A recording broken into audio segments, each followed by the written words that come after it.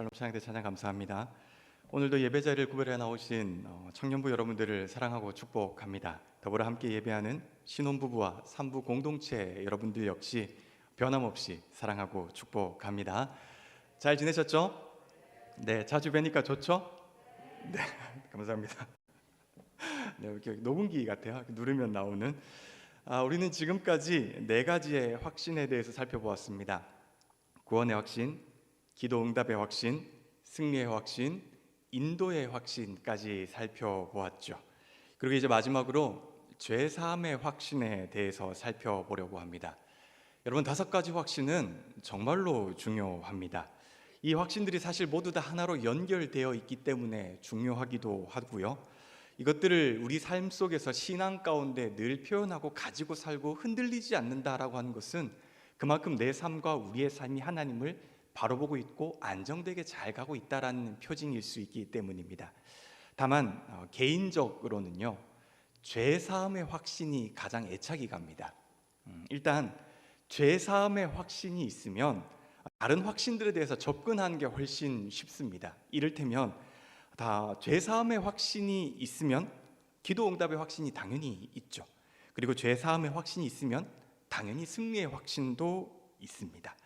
그리고 더불어 5가지의 주제들 가운데 가장 어려운 주제가 개인적으로 생각했을 때는 죄 사함의 확신이라고 생각하기 때문이에요.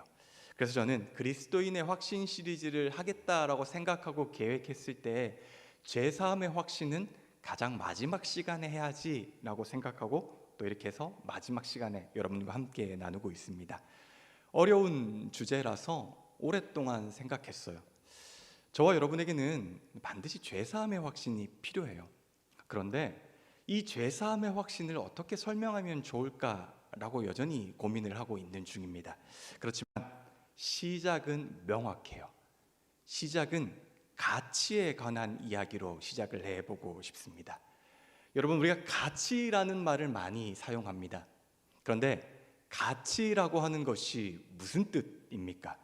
국어사전에서 가치라는 말을 찾아보면 첫 번째로 나오는 뜻은요, 사물이 지니고 있는 쓸모라고 정의를 하고 있습니다. 그러니까 다른 말로 하면 사물이 가지고 있는 가치를 말을 하는 것이에요. 이 사물이 이런 가치가 있다, 이 정도의 쓸모가 있다라고 말을 하는 것이죠. 이게 가치라고 하는 그 단어의 첫 번적인 사전적인 뜻입니다. 여러분, 여기 10,000원짜리가 있습니다. 가지고 싶으시죠? 안 줄 거예요. 여러분, 이 돈을 가지고 가면 원하는 물건을 사거나요, 혹은 여러분이 원하는 곳에 쓸 수가 있습니다. 저 같으면 제가 좋아하는 떡볶이를 사 먹을 수도 있겠죠. 여러분, 제가 이전 시간에 제가 떡볶이를 너무 좋아한다, 떡볶이에 대해서 진짜 진심인 사람이다, 그런데 서울에 오고 보니까 마음의 여유가 없어서 그런지 아직까지 이렇게 맛있는 떡볶이 집을 찾아가지 못했다라고 했던 거 혹시 기억하십니까? 그런 거 되게 잘 기억하시는구나. 그랬더니 한 성도님께서 떡볶이 맛집을 다 캡처하고 저한테 보내주셨습니다. 여러분, 정말 감사합니다. 여러분, 이런 분들이 계셔서 이렇게 교역자가 중간중간 이렇게 힘이 되게 많이 나는 것 같아요. 그런데 안타까운 것은요, 정말 안타까운 것은 청년부가 아니에요. 장년분이세요. 청년 여러분, 분발을 좀 하셔야 될 것 같아요. 그렇죠? 네, 제가 청년부 교역자잖아요. 그래서 제가 여러분들 이렇게 다 이렇게 지켜보고 있습니다. 그래서 여러분들이 조금 잘 분발하셨으면 좋겠고, 어쨌든 여러분, 우리가 이 10,000원을 가져가면 무엇을 하든 무엇은 먹든 간에 이 10,000원이 가지고 있는 가치 혹은 쓸모만큼 우리가 먹거나 사용할 수가 있습니다. 이것이 10,000원이 가지는 가치 혹은 쓸모라는 말입니다. 그런데 여러분, 만약에 제가 이 10,000원을 이렇게 한 번 접고 또 이렇게 한 번 더 접고 이렇게 한 번 또 접었습니다. 돈은 깨끗이 써야 되는데 오늘 한 번만 조금 이해해 주세요. 그럼 여러분, 이렇게 작아진 이 돈은 더 이상 쓸모가 없어졌습니까? 아니면 제가 3번을 접었기 때문에 3배의 가치가 하락하여 이제 이것은 약 3,300원치의 가치가 있는 것입니까? 조금 더 나가서 여러분, 이제 이 돈을 심하게 바닥에 이렇게 막 던져봅시다. 그리고 밟아봅시다. 물론 제가 지금 할 거는 아니에요. 저는 교양 있는 교역자이기 때문에 말로만 하겠습니다, 여러분. 제가 밟고 이것을 더럽히면 여러분 이 돈의 가치가 없어집니까? 줄어듭니까? 그러지 않습니다, 여러분. 이 돈을 불태워서 없애버리거나 아니면 1년 번호를 모두 다 지워서 못 돌아보게 만드는 정도가 아니면 여러분, 이 돈은 변함없이 더럽거나 구겨졌고 가는 1만 원의 가치를 증명합니다. 이것이 가치라는 말의 원래의 뜻입니다. 그렇다면 여러분에게 이렇게 질문을 해보고 싶습니다. 여러분은 여러분의 가치가 어느 정도 된다고 생각하십니까? 나의 가치? 여러분 각자 자신의 가치가 어느 정도 될까요? 제가 청년 사역을 하다 보니까 안타깝게도 많은 청년들이 자신의 가치를 굉장히 낮게 발견하고 있음을 발견하게 되었어요. 예전의 청년들과 비교를 해보면 그냥 평균적으로요, 예전에 제가 가르쳤던 초창기의 청년들과 비교해보면 여러분들은 훨씬 더 예뻐지셨어요. 훨씬 더 잘생기셨어요. 키도 훨씬 더 커지셨고요, 교육의 기회도 훨씬 더 좋아졌습니다. 모든 게 외적으로 참 좋아졌어요. 그럼에도 불구하고 여러분들이 스스로 평가하는 가치는 더 낮아진 것 같습니다. 자기 스스로를 낮게 평가하고요, 심지어 저는 희망이 없어요 라고 하는 청년들이 조금씩 더 늘어나고 있는 것 같아요. 흔히 말하는 M4 세대의 청년들처럼 연애도 포기했어요, 꿈도 포기했어요, 주택도 포기했어요, 이것도 포기했어요 라고 하는 그런 생각을 가진 청년들이 그리스도인들 가운데서도 점점 늘어가고 있다는 사실이죠. 물론 저도 살다 보니까, 물론 제가 많이 산 거는 아니죠. 그런데 살다가 보니까 사는 것이 정말 쉽지 않아요. 확실히 어려워요. 그리고 나이가 들면 들수록 더 어려워지는 것 같습니다. 뭐 그렇게 내야 할 세금도 많아지고요, 또 당연히 윗사람 눈치도 봐야겠죠. 그리고 주거 걱정도 해야 되고 이것저것 걱정할 것들이 정말 많아지더라고요. 물론 나이가 들수록 이런 걱정들은 더 많아질 겁니다. 물론 아직 저는 결혼을 안 해서, 못한 게 아니라 안 해서 무게가 조금 더 가벼울 수는 있겠죠. 조만간 결혼을 하면 저의 이 걱정의 무게는 좀 더 무거워질 겁니다. 인생의 무게도 좀 더 무거워질 거예요. 왜냐하면 책임져야 할 것들이 더 많아지기 때문일 거죠. 그렇다고 해서 저는 벌써부터 내가 이것을 포기해야지, 내가 이것을 내려놓아야지, 내가 이것을 내려놓아야 하는 거야 라고 생각하지는 않습니다. 왜냐하면 저는 저의 가치를 알기 때문입니다. 이런 저의 가치는 성경에 기반을 하고 있습니다. 당연히 여러분들의 가치도 성경에 기반을 하고 있습니다. 여러분, 오늘 창세기 1장 26절에서 27절이 저와 여러분에게 무엇이라고 말을 하고 있습니까? 우리 화면을 보고 세 번역으로 한번 읽어봅시다. 같이 읽읍시다. 시작. 하나님이 말씀하시기를 우리가 우리의 형상을 따라서 우리의 모양대로 사람을 만들자. 그리고 그가 바다의 고기와 공중의 새와 땅 위에 사는 온갖 들짐승과 땅 위를 기어다니는 모든 길짐승을 다스리게 하자 하시고, 하나님이 당신의 형상대로 사람을 창조하셨으니 곧 하나님의 형상대로 사람을 창조하셨다. 하나님이 그들을 남자와 여자로 창조하셨다.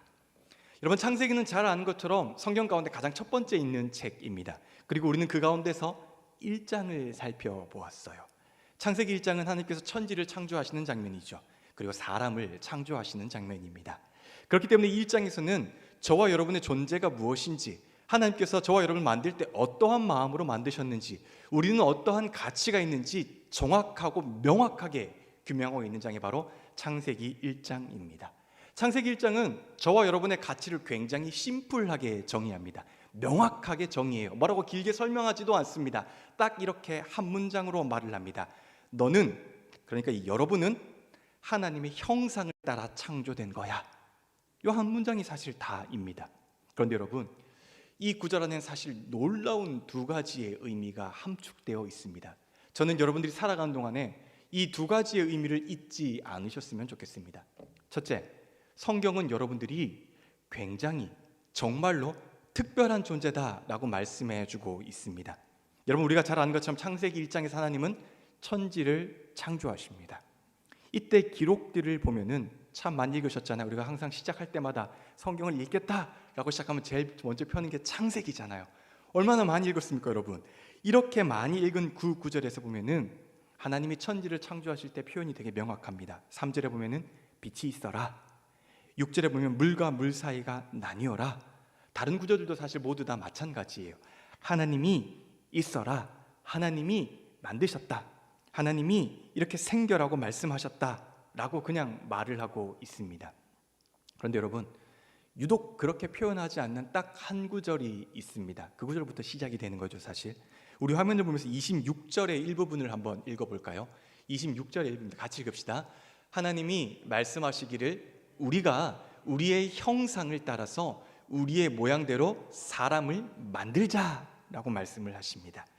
여기에서 주목해 볼 만한 표현은 우리가 만들자라고 하는 표현입니다. 우리가 만들자라고 하는 것은 혼자서 무엇을 하는 게 아니에요. 복수로 누군가와 함께 이것을 만들겠다라고 하는 의지의 표현인 것입니다. 이 말은 저와 여러분이 창조될 때요, 저와 여러분을 만들 때 하나님께서 혼자 만드신 것이 아니라 성부 하나님, 성자 예수님, 성령 하나님께서 함께 일하셨다라고 하는 것을 의미합니다. 물론 삼위일체의 하나님은 분리가 되거나 또 하나가 되신 분이기 때문에 다른 것들을 만들 때 분리되셨다라고 보는 것은 좋지 않습니다. 다른 구절을 만들 때 혹은 다른 것들을 만들 때도 하나님은 함께 계셨을 거예요. 그런데 중요한 것은 다른 것들을 만들 때는 복수로 말을 하지 않습니다. 하나님이 라고 그냥 말을 합니다. 그런데 유독 사람을 창조하실 때, 저와 여러분을 만드실 때 우리가 만들자라는 표현을 쓰면서 굉장히 특별하게 기록을 하고 있다라는 것이죠. 그래서 초대 교부인 요한 크리소스톰은 이 구절을 보면서 이렇게 번역을 합니다. 그만큼 사람은 생물들 가운데 가장 위대하고 가장 놀라우며 하나님께서 보시기에 가장 가치 있는 창조물입니다. 하나님께서 우리를 창조하실 때 사용한 바로 그 말투로 우리는 존경을 받습니다 라고 말을 합니다. 저와 여러분이 그만큼 특별하다라는 뜻입니다. 성경은 저와 여러분이 그만큼 창조 기사에서부터 유일하게 세 분이 동시에 힘을 쓰시면서 애쓰고 힘쓰고 만들었다, 그래서 우리가 만들자라고 하는 표현을 쓰면서 저와 여러분을 구별해서 만들었음을 기록하고 있습니다. 삼위일체의 하나님께서 여러분을 그렇게 특별하게 만드셨습니다. 그래서 오늘 여러분의 가치는 가장 특별함입니다. 두 번째로 성경은 당신이 정말로 존귀한 존재다라고 말을 하고 있습니다. 여러분, 우리가 영어 공부를 할 때 지겹도록 외운 것 중에 하나가 바로 수거라는 거예요. 수거는 2개 이상의 단어가 만나서 하나의 뜻을 나타내는 것입니다. 27절에도 수거가 등장합니다. 우리 27절을 화면을 보면서 한번 같이 읽을까요? 27절입니다. 하나님이 당신의 형상대로 사람을 창조하셨으니 곧 하나님의 형상대로 사람을 창조하셨다. 하나님이 그들을 남자와 여자로 창조하셨다. 이 구절에 수거가 등장합니다. 여러분, 하나님과 형상이 합쳐져서 하나의 뜻처럼 쓰이는 겁니다. 하나님의 형상이라는 뜻인 거죠. 하나님의 형상 혹은 신의 형상이라는 말은 고대에서 자주 쓰이는 수거입니다. 이것의 뜻은 굉장히 명확합니다. 무슨 뜻입니까? 가장 존귀한 존재라는 뜻입니다. 형상이라고 해서 실제로 하나님의 모습이 우리처럼 눈 두 개, 코, 입 이렇게 생겼다는 것이 아니라 이 하나님의 형상이라고 하는 것은 가장 존귀함을 뜻하고 있는 단어입니다. 이것을 창세기 27장에 대입해서 읽으면 이런 의미가 됩니다. 하나님이 당신의 형상대로 사람을 창조하셨으니 곧 가장 존귀한 존재로 사람을 창조하셨다. 하나님이 그들을 남자와 여자로 창조하셨다. 이 말은 가장 존귀한 존재로 저와 여러분을 창조하셨다라는 말과 똑같은 말입니다. 하나님은 그렇게 저와 여러분을 존귀하게 창조하셨습니다. 그러니 당신의 두 번째 가치는 가장 존귀함입니다. 이 두 가지의 가치가 바로 저와 여러분의 가치입니다. 가장 특별함, 가장 존귀함입니다. 그 정도로 특별했고 그 정도로 존귀했기 때문에 하나님은 하나밖에 없는 자기의 독생자를 저와 여러분의 죄 때문에 이 땅 가운데 내려보내 주신 것입니다. 만약 저와 여러분이 아무 존재가 아니고 그냥 별 볼 일 없고 시시하고 아무것도 아닌 존재라고 했다면 여러분 왜 하나님께서 독생자를 희생시켜야 했을까요? 그럴 필요도 없고 그럴 이유도 없습니다.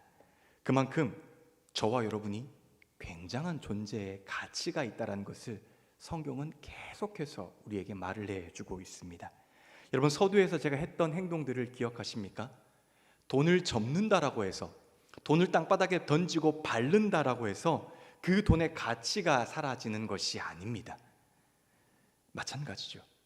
당신이 어떤 잘못을 했다고 해서, 당신이 어떤 죄를 지었다라고 해서 당신의 가치가 떨어지지 않습니다. 혹은 당신이 잠깐 예배당을 나오지 않았다라고 해서, 잠깐 예배를 조금 드리지 않았다라고 해서, 혹은 당신이 제가 모르는 어떤 나쁜 짓을 했다고 해서 당신의 가치가 하락하거나 떨어지지 않습니다. 그것이 바로 당신의 가치입니다. 성경이 말하는 가치는 가장 특별한 여러분이고요, 가장 존귀한 여러분입니다. 이 가치는 흔들릴 수 없는 가치입니다. 그런데 우리는 이것을 머리로는 인정을 해요. 그런데 삶에서는 잘 인정하지 않습니다. 흔들리고 넘어지면요, 한 번은 괜찮을지 모르겠는데 계속 흔들리고 계속 넘어지면 그때부터 나를 비난하기 시작해요. 나 때문이야. 내가 못나서 그래. 내가 좀 더 했었어야 되는데. 또 그랬어. 이봐, 나는 어쩔 수가 없어라고 하면서 끊임없이 나를 비난합니다. 내가 문제라고, 내가 그것밖에 안 되는 사람이었기 때문에 이런 일이 벌어진 것이라고, 그렇게 스스로를 비참한 존재로 만들어 버리는 것이죠. 스스로의 가치를 평가절하하는 것이죠. 그렇다 보면 우리는 당연히 낙담하고 낙심하게 됩니다. 여러분, 물론 어떠한 잘못을 했다라고 하면은 그것을 생각해서 돌이키고 회개하고 시인하는 과정은 정말로 중요합니다. 잘못을 인정해야 해요. 그리고 회개해야 합니다. 그런데 딱 거기까지예요. 더 가면 안 돼요, 여러분. 계속 후회하면서 내 자신의 가치를 끊임없이 내버려뜨리고 그렇게 자신의 가치를 계속 부정하면 안 돼요. 후회가 아니라 여러분, 회개를 선택하셔야 돼요.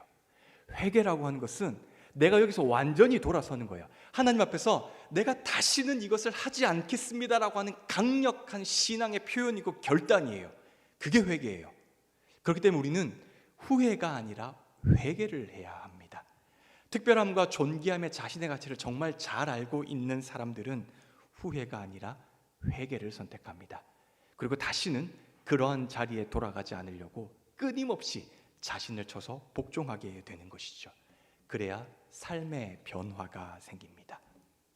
여러분, 제가 지지난번 설교에서 저는 요즘 사춘기입니다 라고 했던 말 기억하시나요? 이건 또 기억 못 하시는구나. 여러분, 제가 사춘기라고 했던 것의 사실 핵심적인 문제는 가치에 있었어요.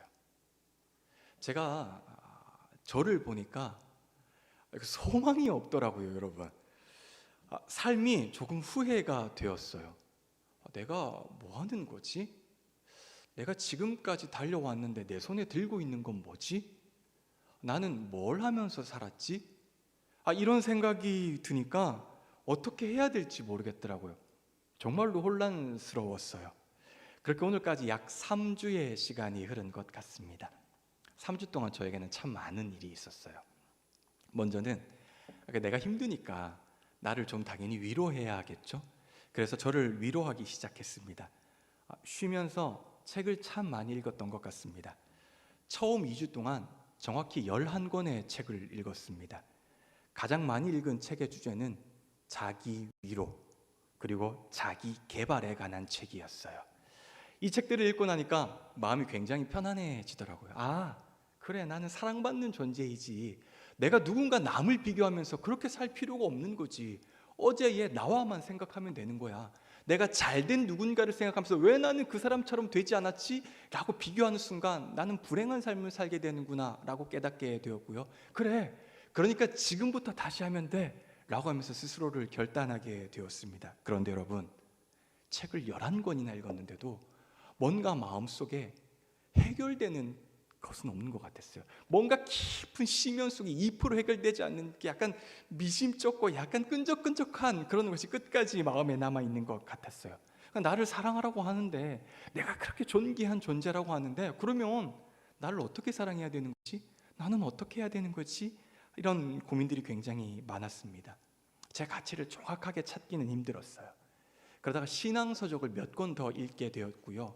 이 신앙서적을 읽다가 연결해서 성경을 읽게 되었는데, 그 읽은 성경 중에 저를 굉장히 많이 울게 하고 또 마음을 아프게 했던 구절은 시편 2편 7절이었습니다. 우리 화면을 보면서 한번 시편 2편 7절을 함께 읽을까요? 뜨지 않으면 저 혼자 읽을 건데 떴으니 같이 읽읍시다. 같이 읽읍시다. 시작. 내가 여호와의 명령을 전하노라. 여호와께서 내게 이르시되 너는 내 아들이라. 오늘 내가 너를 낳았도다. 여러분, 저는 이 한 구절에 뭔가 가슴 속에 있는 막혔던 뚱 같은 게 그냥 팍 터지는 느낌이었어요. 내가 하나님의 아들이었지. 내가 하나님을 믿는 사람이었지. 맞아. 하나님께서 나를 낳아주셨지. 그런데 왜 나는 여전히 내 자신을 의심하고, 왜 나는 지금 그렇게 걱정하고 있는 거지? 무엇 때문에 나는 그렇게 불안해하고 있는 거지? 왜 나는 나 스스로를 그렇게 낮게 평가하고 있는 거지? 나는 왜 지금까지 내가 이룬 것이 아무것도 없다라고 생각하면서 나 스스로를 그렇게 가치 낮게 평가하고 있는 것이지? 제가 고민하고 염려했던 모든 문제들에 대한 답이 되었어요. 이런 깨달음이 었자 곧바로 구절이 한 구절 더 생각났습니다. 마태복음 7장 11절입니다. 너희가 악한 자라도 좋은 것으로 자식에게 줄 알거든 하물며 하늘에 계신 너희 아버지께서 구하는 자에게 좋은 것으로 주시지 않겠느냐. 전 여러분, 저 딱 한 단어가 너무 제 가슴속에 강력하게 다가왔어요. 악한 사람도 자기 자녀에게 좋은 것을 줄 알거든 하물며 나의 아버지께서, 내가 고백하는 나의 아버지께서 나에게 좋은 것으로 주시지 않겠느냐라고 했던 그 말을 너무도 확신하고 신뢰하게 되었습니다. 그러면 이게 당연한 거 아니겠어요? 나를 지으신, 나를 가장 존귀하고 특별하다고 하신 우리 하나님 내 아버지께서 하물며 나에게 가장 좋은 것으로 응답하신다는 것, 여러분, 이게 정말 당연한 것 아니겠습니까? 그러자 이 모든 것이 믿어지기 시작했습니다. 정말로 믿어졌어요. 이 구절의 시작이 구하라 이잖아요. 그래서 생각했어요. 하나님, 그럼 저는 무엇을 구해야 합니까?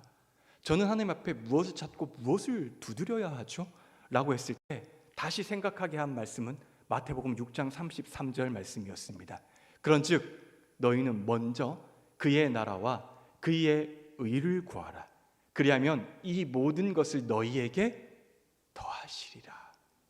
여러분, 이 세 가지의 연달아 저에게 주신 말씀은 너무도 강력했습니다.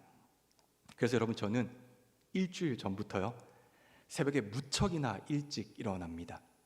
일어나면 일단 조금 정신을 깨우고 바로 성경부터 씁니다. 그리고 성경을 읽습니다. 오전에 독서실에 갑니다. 독서실에 가서 바로 앉자마자 성경부터 펴니다. 집에 돌아와서 책상에 앉자마자 성경부터 펴니다. 물론 이전에도 성경을 계속 펴고 읽었죠. 그런데 사실 이전에 읽었던 성경은 뭔가 설교를 준비하기 위한, 목적을 위한 성경 읽기였어요. 그런데 지금은 하나님의 나라와 의를 찾기 위해서 성경을 읽습니다. 어떻게 하면 내가 하나님께 더욱더 가까이 갈 수 있을까, 그분을 찾을 수 있을까 하는 마음으로 성경을 읽고 있습니다. 이른 새벽에 기도합니다. 가능하면 무릎 꿇고 기도합니다. 그리고 저녁에도 기도를 합니다. 예전에도 당연히 기도를 했어요. 그런데 여러분, 70% 이상이 생각해보니 하나님 이것 좀 해주세요, 하나님 저것 좀 들어주세요, 하나님 제발 이걸 갖고 싶어요, 저한테 이것 좀 주시면 안 될까요? 라고 그렇게 기도했어요. 그런데 요즘은 저의 기도보다 여러분들의 기도를 더 많이 합니다. 제 기도보다 교회를 위한 기도, 나라를 위한 기도, 국가를 위한 기도를 훨씬 더 많이 합니다. 하나님의 나라와 의를 찾으려고 기도합니다. 그리고 한 가지 더, 매일 감사일기를 쓰기 시작했습니다. 자기 직전 책상에 앉아서 오늘 하루를 감사하며 5가지의 제목으로 하나님께 감사일기를 쓰기 시작했습니다. 그랬더니 놀랍게도 저의 마음이 녹아내리기 시작했어요. 제가 어떤 존재인지 믿어지기 시작했어요. 내 가치를 깨닫게 되었어요. 하루가 기쁘고요, 눈을 뜨자마자 기대가 되었어요. 무엇보다 그냥 제 스스로가 너무 대견했고요, 어떤 날은 정말 제가 요즘 불면증이 있어서 새벽에 굉장히 자주 깹니다. 이전엔 솔직히 이게 너무 스트레스였습니다.